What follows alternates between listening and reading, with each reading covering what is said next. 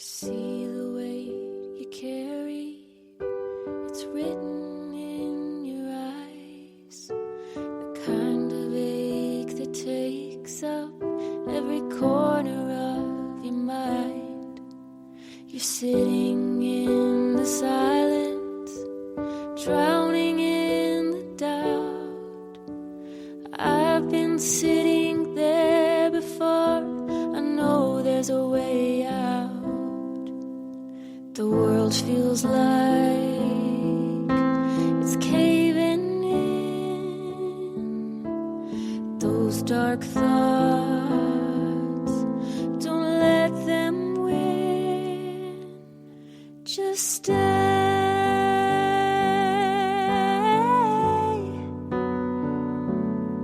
Just stay.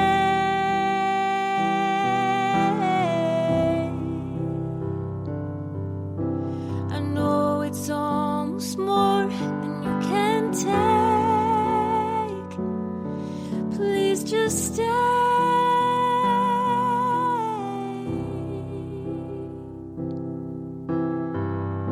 I swear the light will find you someday, and you'll be glad you stayed. So just stay.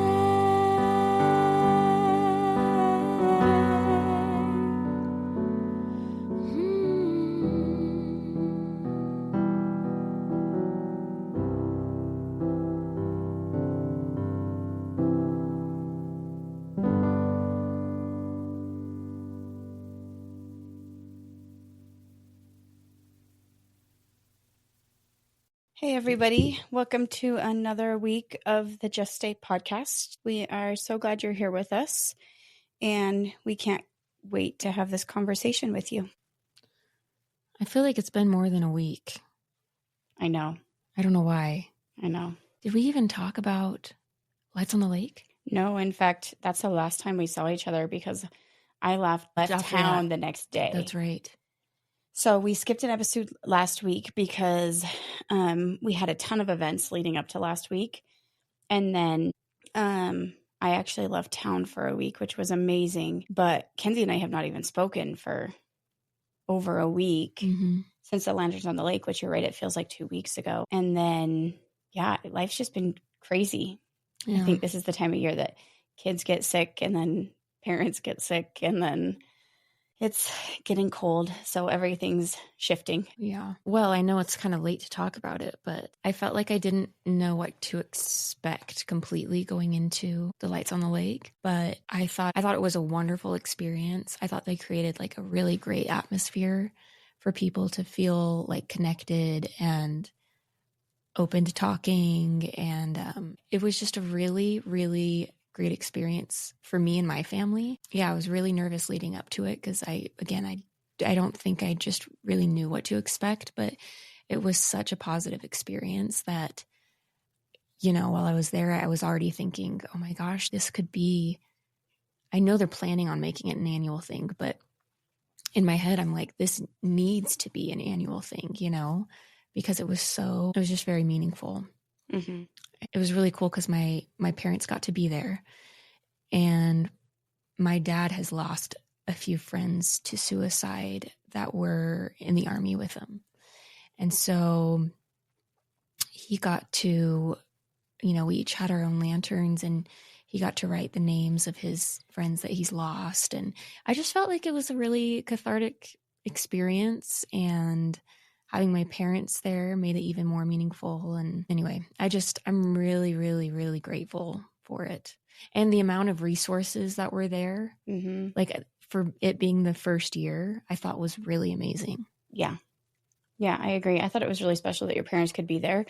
But I was also thinking about you and your progress. And I was like, how amazing is it for them to see their daughter being a voice and getting on stage and speaking when a year ago she was in the fight for her life. Yeah. I thought how special it was that you're such a visual representation of what just staying is. And I know it's not easy, but I'm not going to lie, guys. I put Kenzie on the spot last minute. She was like, I don't really know if I can speak, but Kenzie rises to the occasion every time. And so I know she can speak. I know she can do these things. Anyway, she got on stage and she gave a beautiful presentation, and how special it was for her parents and her husband and her kids to see her do that. I was proud, so I know they were proud. That means a lot to me. I think on the way there, I had said to Tanner, he was like, so do you know what, like, is there like are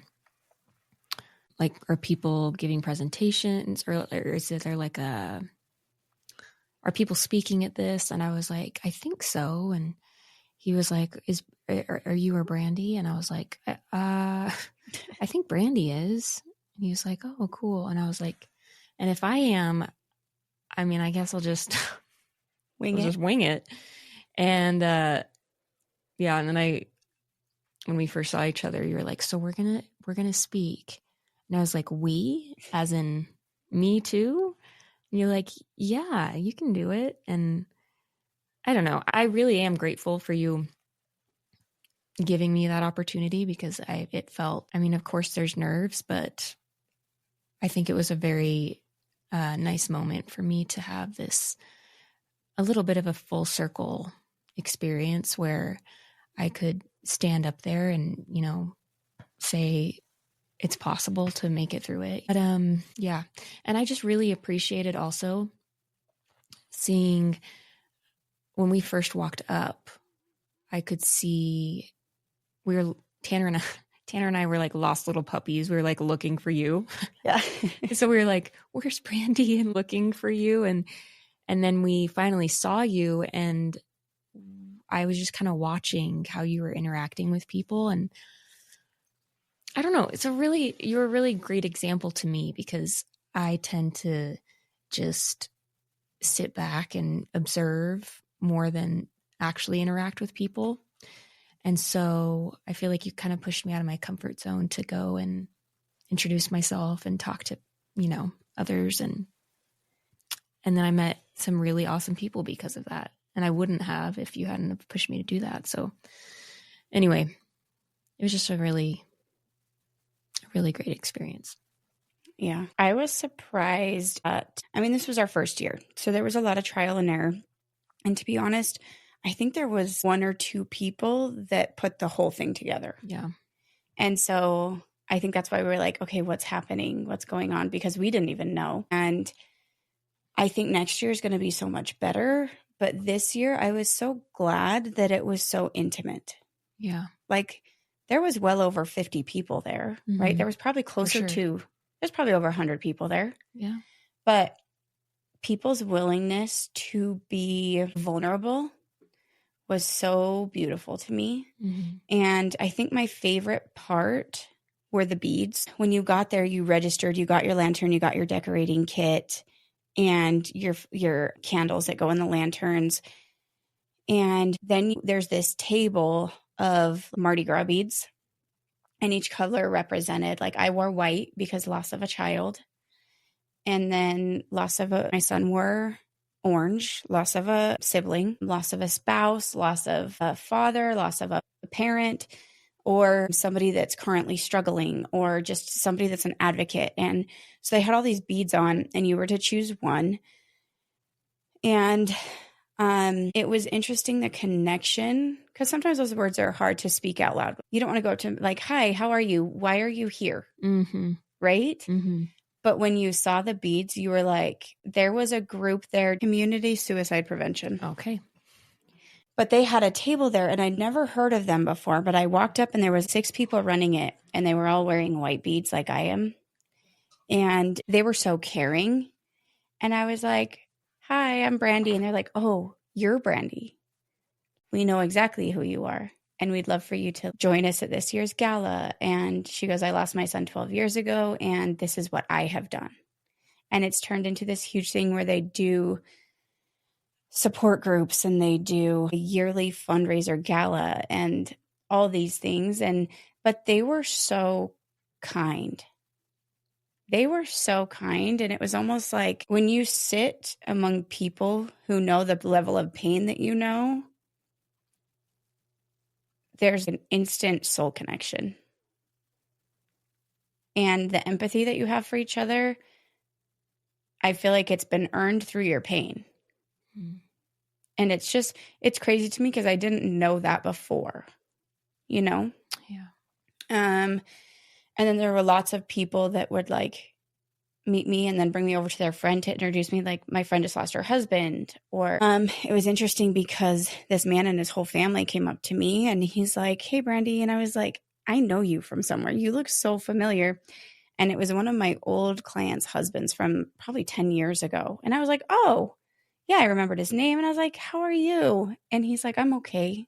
He's like, "This was really special." And I'm like, "I'm so glad you guys came." And he's like, "Yeah, we lost my dad in April." And, you know, even though I'm here, I still don't know what to say. Mm. Like my I'm sorry means I don't want to say more than anybody else's, but when I say I'm sorry, I'm like in pain for them. But I was so glad that they were there. The lanterns on the lake, I saw some really cool things happen during that time. We did the lanterns. So you picked your stuff up, you found a little spot in the grass and you decorated your lanterns. And then right as the sun was setting, we went and put them in the water. And then afterwards we came up and I spoke, you spoke, the Madison baseball coach spoke, and he's a veteran. And then 2 therapists and my personal therapist spoke. And then one of my other family members' therapists spoke. And it was beautiful. But again, I asked Elijah for confirmation that week that I was doing the right thing. And it was actually his old therapist that got up to speak. And do you remember me turning to you and say, "Did you see that bird?" Mm-hmm. It was a hawk. And somebody got it on camera. Really? It's real blurry, but they sent me a picture and a hawk literally, you know how sometimes when there's bats, they'll get close to you because they're looking for light. Mm. I thought it was a bat, but I was like, that was huge for it to be a bat. But it flew through the crowd so low that I felt like it was going to hit somebody. And it went completely behind the stage and through the people. And I was like, that was amazing. It was a confirmation, a glimmer, you know? And then when we put the lanterns in the lake, the wind was kind of pushing the lanterns back to the shore. And I was like, oh, darn it. And then after we spoke and it got dark, there was like a little breeze and the lanterns lit up. It was dark and you could see everybody's messages. And it was beautiful. It was beautiful. Like the feeling there was almost spiritual. Oh, for sure. Like a reverence. Yeah. Yeah. I thought the same thing. I feel the same way. And I feel like the visual of seeing all those lanterns and then seeing people just like gathered around. I don't know. I've never been a part of anything like that. Mm-hmm. So it was a really cool first time experience for me. And then I kind of wanted other people, like it made me want to have even more people there, you know, because I want more people, more of my family members to experience that kind of thing. And yeah, I just thought, and people from all walks of life, that was so crazy to me. Mm-hmm. Was seeing people old and young and all different races and genders. And it just was so crazy to me to see this unity over such an important cause. I just thought I've never been a part of anything like that. Yeah. And I thought that they, for their first time and for the amount of people, or I guess I should say, it really was just a couple people that were carrying that burden of like putting it on. Mm-hmm. They did such a fantastic job for their first time. Yeah. I thought it was beautiful. I was really proud of what they created and I felt honored to be a part of it. Yeah, same. So, same. I did too. Anyway, I could go on and on about it, but it was really beautiful. And next year, I think we'll really try and focus on, I mean, we haven't talked about this, but just really getting the word out there way in advance, Yeah. so people know it's coming. Another thing that I've been seeing that I've been thinking about, which is so crazy, is I feel like 988, it's the hotline, the suicide hotline number, is doing a huge push for, like, they reformed their whole system and they're doing a huge push to getting their message out. And have you noticed what their billboards say? They say, please just stay. Really? It's just, and they're all up and down the highway. There's one right before you hit Rigby. How have I not seen that? There's like 2 in Pocatello. I've seen like 4 of them on my way to Utah. Wow. But it's an electronic billboard with a black screen, and it says, please just stay, with 988 at the bottom. And so people have been coming up to me being like, I've seen your billboards. And I'm like, shut up. Yeah, no, serious. And How I'm like, have I not seen this? That's crazy. I'm like, you've seen our billboards. And they're like, yeah, they say, please just stay. And I'm like, that's not us. Like, wait a second. But it's crazy that the message, it's not our message. We don't own the message, but it's spreading so much and it's so good. It makes me feel That's good. amazing. Yeah. That's amazing. Obviously, we love that message because I think it's blunt and to the point. And yeah, but that's really cool. I had no idea. What was your parents' reaction to everything at the end of the night? Did they have anything to say about it? Yeah, I mean, they both were very expressed how proud of me that they were. And, they kept saying how beautiful of an experience it was. And I think, kind of how you mentioned a year before that, I don't think any of us could have foreseen that. I knew I was holding on to hope that I would not be like that forever, but it felt in the moment like I was going to be like that forever. And I'm sure my parents might have felt that way too at some points, Like it was a lifelong struggle. Yes, like I was going to be in the trenches for a long, long, long time. And I'm not saying that obviously I still have hard days and stuff, but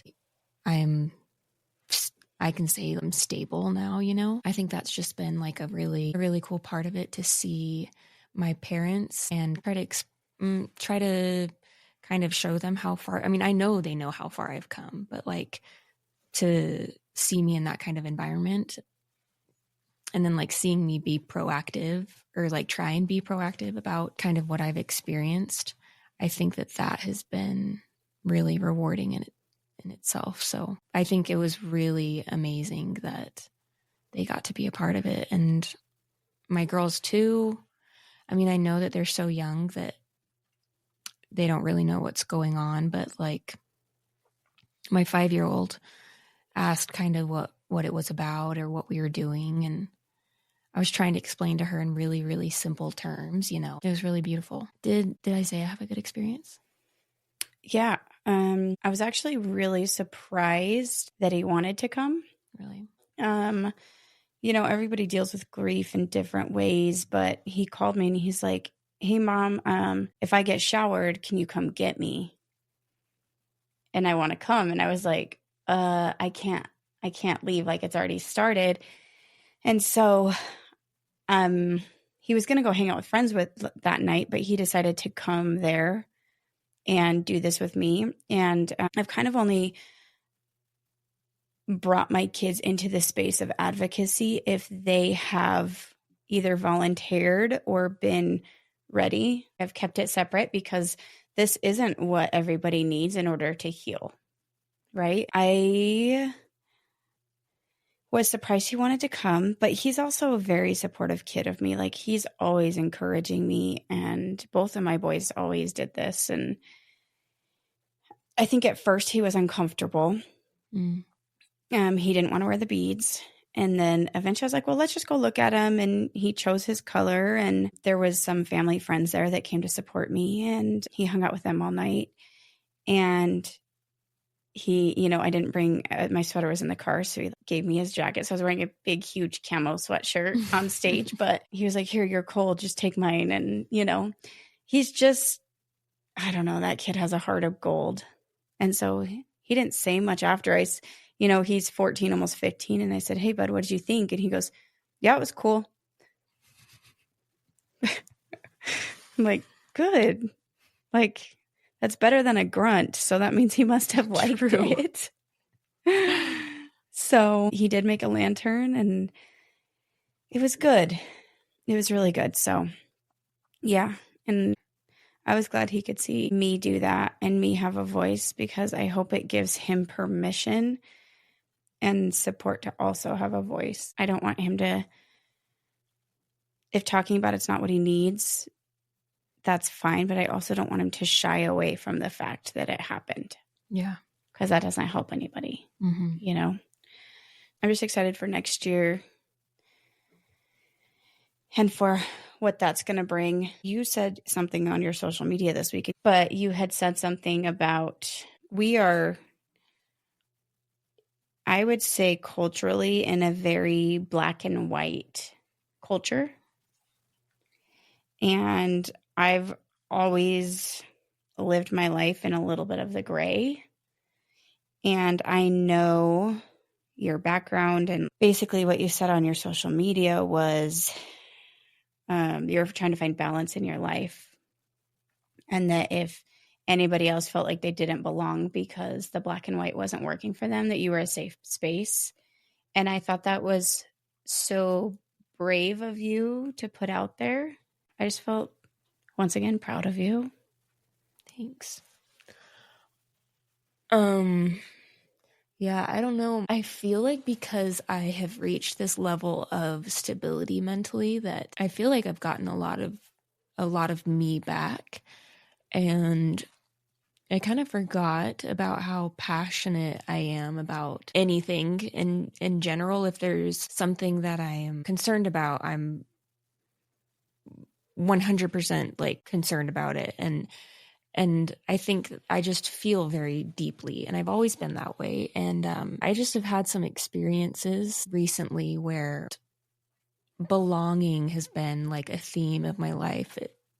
I just want to feel like I belong. And it's not necessarily that people treat me like I don't belong, but I think with my own life experience, it's led me to a place that I feel like I don't fit this black and white narrative, right? Mm-hmm. And honestly, that's been kind of tricky to figure that out, because I feel like my whole life I've been taught that things are black and white, and so I just know that feels isolating for me sometimes. I have sensed this feeling of me not quite fitting this mold, and that can feel very isolating sometimes.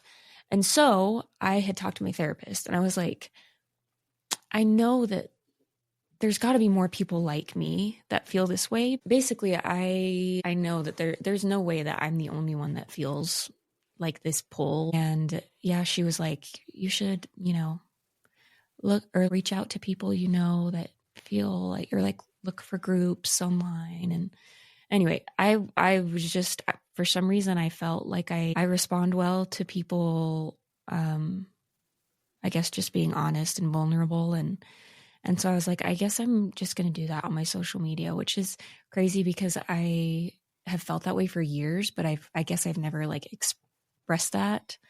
And so the response that I got was very, very positive. Lots of people I haven't talked to since middle school reaching out to me and saying, I just want you to know you're not alone. I can relate to everything you're saying. But there's also kind of a disappointing aspect. From other people or from yourself? The thing is I didn't do it to get a reaction.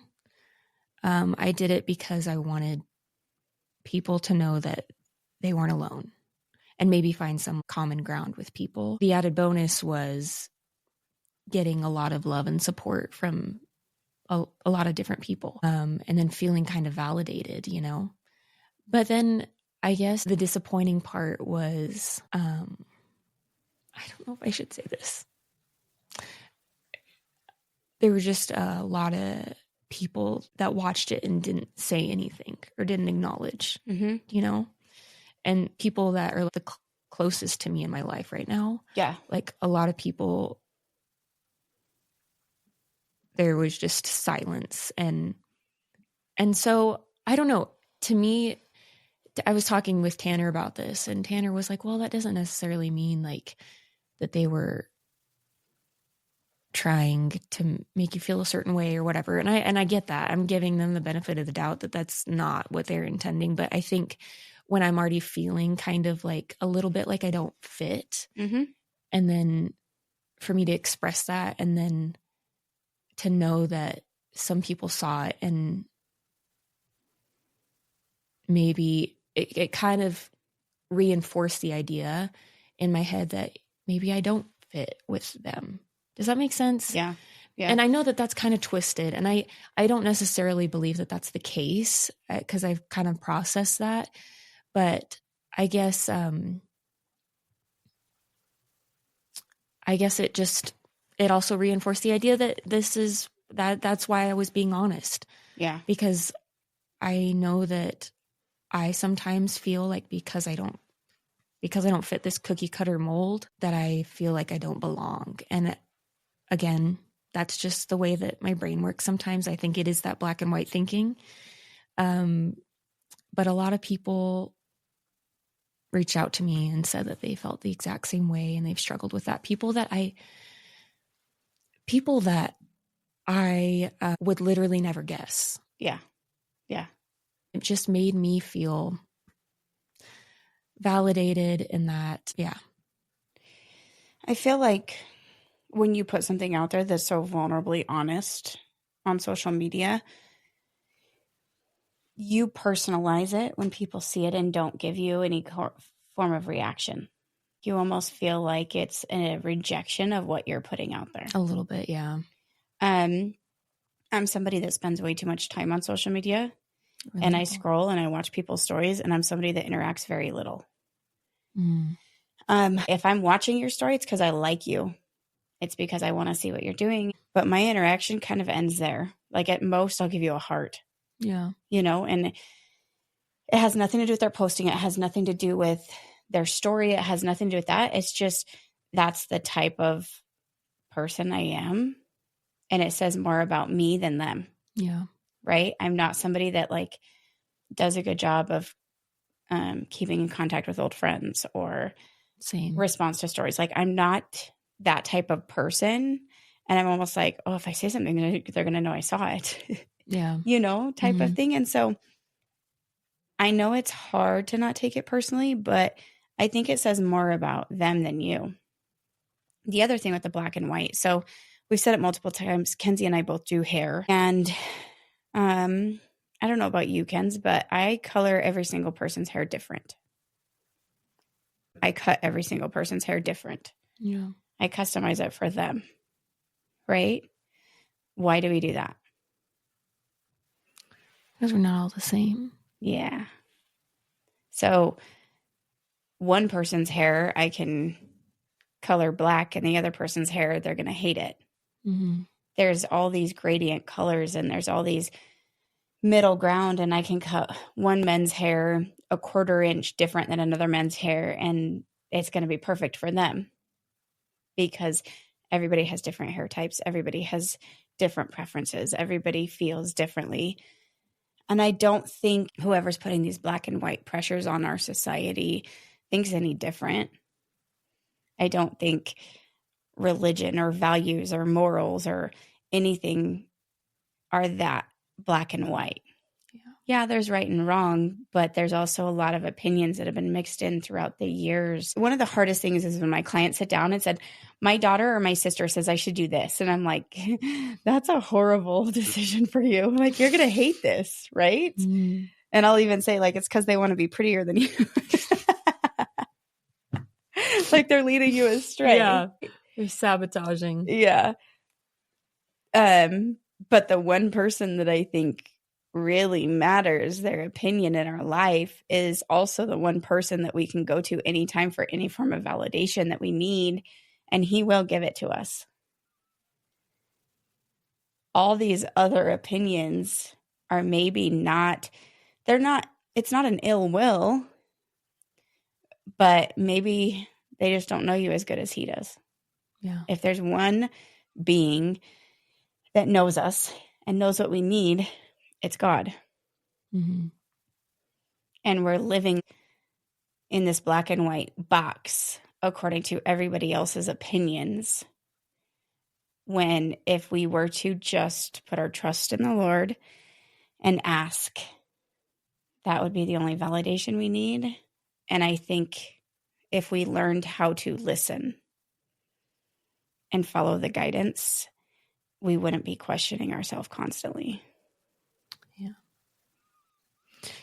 I find myself in this really weird position. I feel like I'm on this journey of trying to figure out what I believe and who I am now that I feel like I'm different now, because of growth and stuff. And I struggle, and I think I've mentioned it on the podcast before, but I struggle with it's called scrupulosity, this religious OCD. And it's like a lot of it was brought on by the way I was raised in this really black and white mindset. And that mixed with our religion, and then mixed with life experiences that I've had, like my mission. And my mission was a good experience in a lot of ways, but in other ways, it really screwed me up. I feel like I have a really warped relationship with God. Mm-hmm. And I was just talking with some friends about this, that I just struggle so much with the fact that if I'm not doing, if I'm not reading my scriptures every day, or I'm not doing these spiritual checklist, yes, then he's disappointed, and he probably doesn't want anything to do with me. And so my relationship with him is built on shame and guilt. Yes, yeah, that's exactly what it is. The immense shame that I feel for not being able to keep up really affects my relationship with God. So the reason I'm bringing that up is I know that that's not healthy, and I know that that's not how it's supposed to be, and that's not how it actually is, because I know that God loves me more than I can comprehend. But it's like my relationship for some reason is just so warped. And I know that other people, I'm sure other people have struggled with that or struggle with that. So that's why I'm being really honest right now, because it's really hard for me. I was thinking, the amount of times that I've heard you say, I know that God loves me, and he listens to me, and he answers my prayers, and I feel so close to him, all these things. And a lot of times I'm like, I don't understand, because in my head, it's always been, you have to do this and this and this and this and this to feel God's love. Yes, to earn God's love. And so I feel like I'm not perfect, and so I can't do those things all the time because I'm lazy or forgetful, or I put other things as a priority. And so I just am always feeling shame all the time. And it's so frustrating to me. And I actually was I think are there such thing as therapists that are spiritually based therapists that can work through this kind of stuff? I don't want a religion. No, you want a spiritual healer. And I've worked with a couple of them. Really? Yeah. Because I need some of that in my life, because the way my sense of spirituality is just so warped right now. and I don't know how to fix it. Like, I really feel like it's kind of out of my control. I really don't know how to switch those things in my brain. So when you say things like that, it's like I long to feel that, because I feel like the first thing that I feel is just shame. And that, I don't want to make this like a poor, pitiful me thing. No, not at all. I just want people to know that this is a part of my experience right now. Yeah. No, I completely understand that. Look at how many people go from doing a spiritual checklist every day for years and then going completely opposite and going anti and going atheist, not even believing in God. And I think that and this is only opinion, but I think it's because it's easier to believe that there's nobody there than to feel the shame of having somebody there and thinking you turned your back on him. And I've never said, I left the church, but I am inactive. Like, I haven't been to church in 10 years. And it's honestly like, I just have to go with my feeling. And I'm not saying church feels bad. Church doesn't feel bad to me. It doesn't bring a feeling of connection to me. And I had to fight through the feelings that you have for a lot of years. And in order to do that, I had to go not anti, but I went completely the opposite way. And I did go through a stage of being angry at God for things that had happened in my life. Like, how could you let this happen? And it was like, well, he's probably angry at me. So I might as, like, the bad things in my life that were happening, in my mind, I was like, I earned this because I haven't been doing what I'm supposed to be doing. And you can't tell me there's a passage in the scriptures or in anybody's talks or anything that says that if we don't do our checklist every day, we'll be punished. Right? And it's actually through the hard things in my life that brought me back to the relationship with God, I feel like is best for me. Do your children have to earn your love every day? No. Do you love them less if they don't make their bed and they leave their shoes in the doorway and they won't brush their teeth and they throw a tantrum? Do you love them less? No. There's no difference. The closest thing that I can compare a God's love for us is a mother's love for her kids. Like, how many kids you know have done horrible things and lived a horrible life, and as soon as they need help or are ready to turn things around, who's been there the whole time waiting for them to be ready? Their mom. And so I think that, and Ken's, this is all my opinion. This is all stuff that I've learned for myself throughout the years, but I don't think you can understand God's love for you if you don't have grace for yourself. How can you feel God's love when you're constantly shaming yourself? Because that shame is not coming from him. Yeah, that's fair. And at the end of the day, do I do my checklist of 3 or 4 things that we're taught from the time we're 3? No. However, my God knows my heart, knows my intentions for people. He knows me, I think, better than I do. And when I die, my God isn't going to stand there and say, you can't come in because you didn't go to church and you didn't read this book and you didn't give this money. But that's something that I had to realize on my own, because having a relationship with a God that I am fearful of, never being good enough for, it doesn't work for me. It actually pulls me farther away. When I personalize that relationship and I say to myself, God knows that this is what I need right now.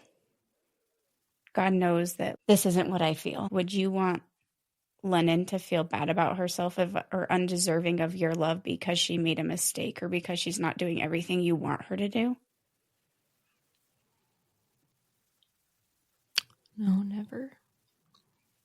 It doesn't make sense, does it? Why? Why doesn't that make sense? Because you love her no matter what, right? I think for me to find my relationship with God, I had to take religion out of it.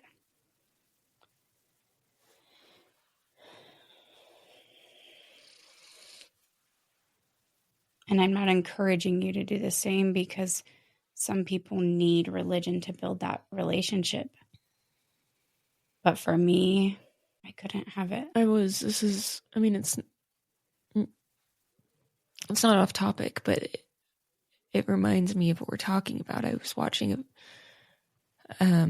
was like a clip of a podcast. I don't even know what podcast, but it was a girl talking about how she had been through like a really horrible miscarriage, and she had decided early on that she was gonna like lean into every emotion that she was going to experience, that she wasn't going to try and have a crutch or try and numb herself from feeling what she was supposed to feel, that she was just going to completely feel it all. And I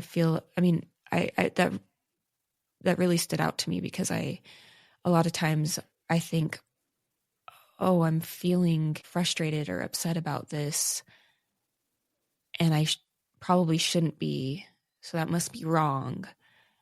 And so I feel guilt for feeling the way that I feel, and I don't know, like it's just exhausting to feel that way all the time.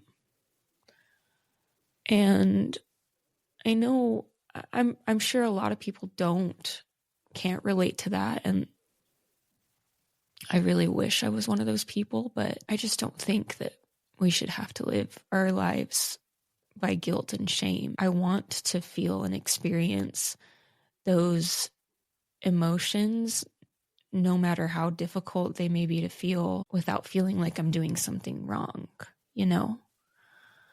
And so I don't know, this life is a journey, and we have so many amazing and hard things to experience, and I want to be present for that. I want to be able to feel those things without always feeling this shame. And I don't know what that's going to take. And I know it's probably going to take a lot of work internally, but I love listening to you talk about God, because it puts things into perspective for me. It's kind of ironic, because I think the only person that can help you through your shame and your guilt is the one person you think you don't deserve help from. And I don't know, my God has a lot more grace than that. We're going to end it on that note, and it is a little heavy, but hopefully you guys can feel hope in this conversation, and hopefully this resonated with somebody out there. And we just want to say thank you again for being here and for being supportive. And we want you to know once again that you're not alone, and that we're here, and we will see you guys next week. See the way you carry, it's written